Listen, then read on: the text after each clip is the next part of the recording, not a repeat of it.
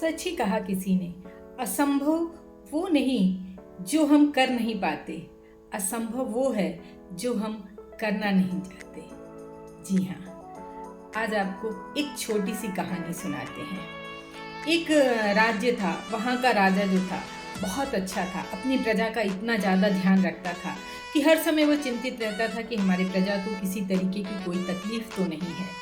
एक दिन वो वहाँ पे खड़े खड़े देख रहा था अपनी बालकनी से, तभी उसके मन में एक विचार आया कि मैं भेष बदल के अपने राज्य में घूमता हूँ और पता करता हूँ कि हमारे राज्य में किसी को किसी तरह की कोई भी परेशानी तो नहीं है। उसने भेष बदला और पैदल ही यात्रा पर निकल गया। वो जगह जगह जाता, लोगों से पूछता, आपको कोई कष्ट है? सभी कहते, नहीं, हमारे राजा बहुत अच्छे हैं, हमें कोई कष्ट नहीं है। ये सुन के वो बड़ा खुश रहता।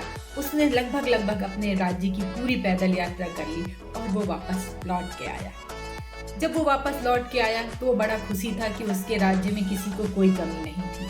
लेकिन चूंकि उसे इतना ज़्यादा पैदल चलने की आदत नहीं थी, उसके पैरों में दर्द काफ़ी हो गया और ये दर्द ठीक होने के बजाय धीमे धीमे बढ़ने लगा। वो काफ़ी परेशान हो गया कि क्या बात है।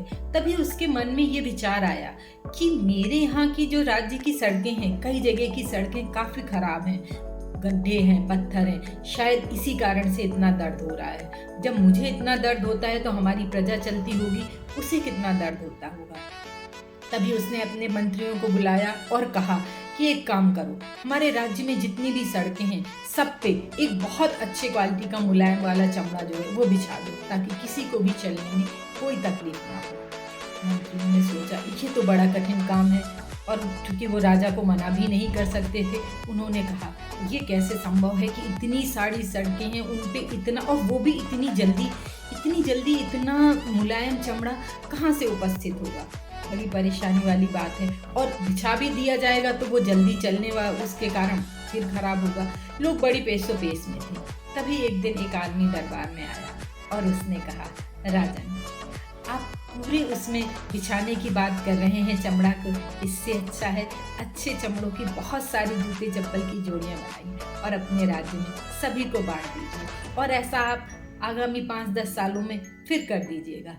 जब उनके पैरों में अच्छी क्वालिटी के जूते चप्पल होंगे तो फिर उन्हें इन सड़कों पे चलने में कोई तकलीफ नहीं होगी। राजा ने मुस्करा दिया और उसने कहा, ये बात मैंने क्यों नहीं सोची।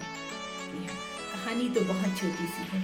कई बार हम कई समस्याओं को इस तरीके से सोच लेते हैं या इतनी ज़्यादा ओवर थिंकिंग कर लेते हैं कि उसका एक जो छोटा सा हल रहता है हमारे पास, शायद हम उसकी तरफ ध्यान नहीं दे पाते। इसलिए जीवन में ओवर थिंकिंग से बचिए। आप जितना ज़्यादा सोचेंगे आपके दिमाग में उतना ही ज़्यादा कहीं ना कहीं पजलिंग कंडीशन आती जाएगी और छोटी सी बात का छोटा सा हल भी निकल सकता है, जैसे कि इस कहानी का निकला।